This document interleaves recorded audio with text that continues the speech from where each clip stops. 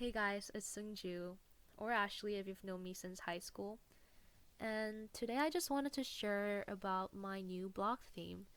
So it's called Voiced Vulnerability, and it's basically a platform where I can share my deepest struggles and my most honest experiences that people might find relevant and relatable and hopefully helpful. So I thought, what better way to start than with the topic of voicing mental health? I think 2020 has been a difficult year for everyone with the pandemic. It's been hard with the lifestyle changes, not being able to see friends and families, not being able to travel abroad, and dealing with quarantining and dealing with all these governmental measures and dealing with the uncertainty. I think it has spiraled a lot of people into depression, anxiety, and just deep loneliness. And I also think it's quite relevant because a lot of you listening right now are probably going through some sort of transition, or you have went through a big transition in the past 2 to 3 years. And mental health has a um huge factor in big transitions. So I just wanted to voice it because there is still some stigma around it. Although I have to say 2020 has opened up the discussion, but I think there's much more space for it. And I don't think people are still comfortable enough to really open up about their mental health problems and their mental health issues and what to do with them.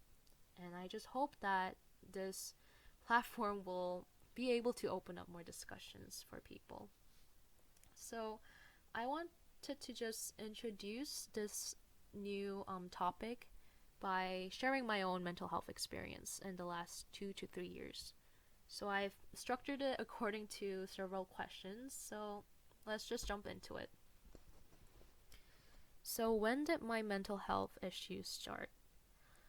I don't think I can fully explain it unless I go back to high school. So, in high school, I excelled in quite a lot of things. I was doing well in school. I was in the student council. I was engaged in a lot of committees and a lot of voluntary activities. Um, but all in all, I felt quite sad and quite detached from my friends and my family that time. Freshman year was when my mom went back to Korea for a job, and that had quite a huge effect on me because my mom is my best friend, and she basically listens to all my struggles, and she gives me advice, and she is just there for me. And I'm quite a talker, so I need to talk things out. But ever since she left, I felt like I didn't have anyone to talk to at home or in school, so I started detaching myself more and more, and I was quite lonely. And this is when veganism comes in. Um, some of you probably know that I'm a vegan. Actually, I'm vegetarian now, but it started in sophomore where I got introduced to veganism, and it started well. It was for health reasons, ethical reasons, all good reasons and intentions, but it suddenly became an obsession where I could distract myself from my lonely and my sad feelings. I was just assembling salads, I was working out, trying to find a perfect diet, trying to find a perfect productive schedule. And that all helped me to avoid my negative feelings. And I thought, honestly, that I was doing well until when I went into university. Um, So I realized that negative feelings or just any feelings, they don't go away if you ignore them. It has to be expressed in some form if you want them to really, if you really want to free them up. But basically, because I haven't addressed any of my negative emotions and identity issues in the past and went straight into university and lost my support system, everything started falling apart. I I had to be independent right away. I was in a foreign country by myself with no family, no friends that I knew. And that was when things started falling apart for my mental health. I I was just so overwhelmed, and the shock basically sent me into this mental health downward spiral, and it just went more down and down since 2019 fall when I started university. Which then leads me to the second question. So, what did I struggle with? What were the symptoms? And just how did I feel? Basically, I struggled a lot with body image and eating disorder because of my previous obsession of pushing away my feelings through working out and nutrition. I started intentionally not eating much. I was obsessing over and over again with my body image. Um, I started feeling stressed and anxious in all situations, especially social situations. I would go out to the groceries and have trouble talking to the cashier. I would have trouble talking to strangers to ask for directions. And my heart will just start palpitating super fast whenever I was in a social situation. And, you know, as I said, my heart was beating super fast. I was sweating and just super self conscious about what I was saying and what other people might think about me. And then that kind of spread into overall anxiety, where I felt anxious wherever I went. I was so anxious that I couldn't even sit with my thoughts for a minute without, feeling agitated. And then later in 2019 was when I fell into depression. And I'm pretty sure that weather was also part of it because the sun in Europe goes down at 4 p.m. And after being in Malaysia, such a hot and sunny tropical place, it was quite an adjustment for it. But I think it was the negative emotions and also the loneliness and just the stress and burden that I had of moving into a new foreign country. So, all in all, I was quite depressed, and it went to the point where I couldn't get out of bed. I wasn't going to lectures, I wasn't going to tutorials.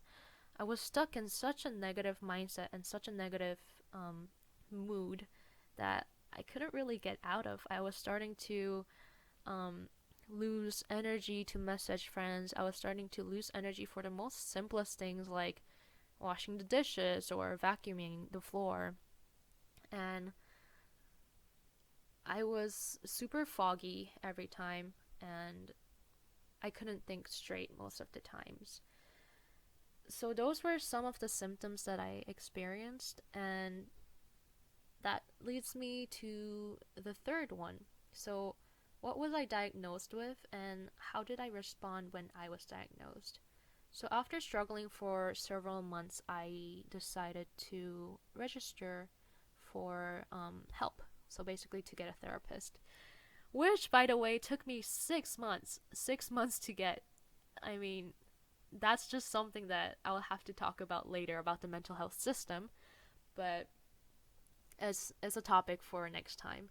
Anyway, so I got a therapist, and she made me do several tests, and she basically diagnosed me with just overall um not not labeled. Okay, I'm a psychology student, but I forgot what the name was. It's just basically utter eating disorder, and then anxiety, general anxiety disorder, and depression. And honestly, I wasn't surprised when I was diagnosed. First of all, because I'm a psychology student and I definitely recognized the symptoms in me. But I think I was just denying it because it was just so hard for me to accept the fact that I was helpless and that I needed help. Because my whole life I've been independent, people have been calling me independent, and I felt like I had to deal with everything. But this was just not the scenario where I could. So I wasn't surprised because I did recognize the symptoms, just only that I was denying it for a long time. And second of all, I I was just massively relieved that there was some reason to it, that there was a valid reason to what I felt. I no longer felt this guilt that I was lazy or I was incompetent or I was too weak. It was obvious that someone who's struggling with depression or anxiety or an eating disorder doesn't have certain things in their own control. And it was just such a relief for me that I could finally get help and finally get treatment, and that I just didn't need to push through everything and fake that everything was alright when everything inside was falling apart.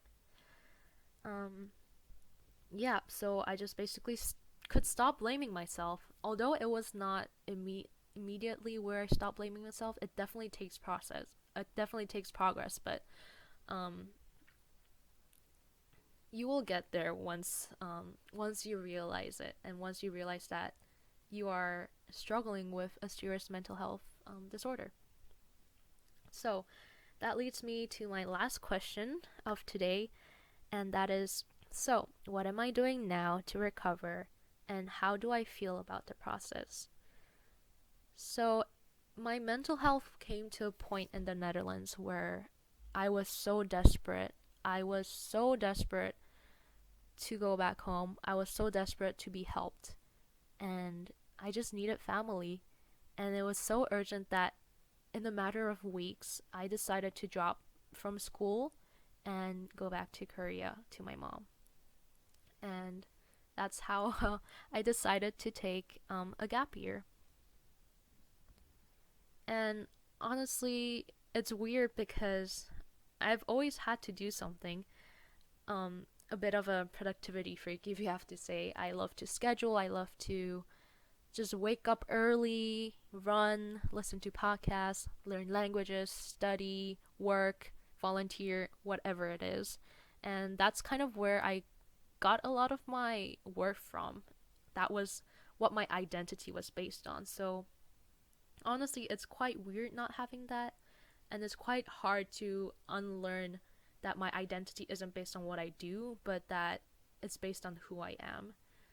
Um, so as of right now, I am going to the psychiatrist and taking antidepressants, and I also just started therapy sessions. I've actually been through three psychologists in the past, but they didn't really work out because of the timing, and you have to understand that um, a relationship with a psychologist is also like a relationship like any other. You can be a match, you can not be a match. You might not be comfortable with that person. That person might not be specialized for your specific mental disorder. So it took me three psychologists to get to the right one. But finally, I feel like I have someone that can really assist me in this recovery process. So, yep, that's about my medication and therapy sessions. And as of how I'm doing, I still have my ups and downs. It's it's quite a long process. It's not a linear process when you're trying to recover um from mental health issues. It's either you deal with it your whole life, or it's just an up and down process until you really fully recover. But even though you fully recover, there's still going to be times where you're vulnerable again to the mental health disorder, where you have to just arm yourself and get back on track and do all the self-care and the meditation or whatever it is that helps you. um so it's quite unpredictable. Some days I still stay in bed all day, some days I feel terrible, some days I'm still anxious, but I have to say I've improved a lot. And it's because this immense weight has been lifted off my shoulders, because I don't really have any more stressors from school or from living alone. I have mom, I have someone to feed me, I have all the time to just lay down and watch Netflix or whatever. And since my mind and schedule is much clearer and um much I have much more space, I can better target the roots of my problems and really work on them to unlearn the toxic behaviors and thought patterns that I had in the previous years. And I have to say it's quite a hard progress. It's quite a hard process, but I really have to say very much worth it. And I don't regret a bit that I'm taking a gap year, and I'm really fully on board into listening to my body and listening to my mental health and really improving it for my future self to thank my current self. So that was just an introduction to this new topic of voicing mental health, and I hope that this was quite relatable for some people. I'm just planning to record more based on any questions you guys might have discussing mental health. So feel free to comment or DM me any questions or topic suggestions for next time. And if you've stuck with me till now, listening to my story and everything, I just want to say a big thank you, and that I wish you the best in 2021. It's still gonna have its problems, but let's just support each other and hopefully feel optimistic about the new vaccination coming. Until the next time, bye bye, guys.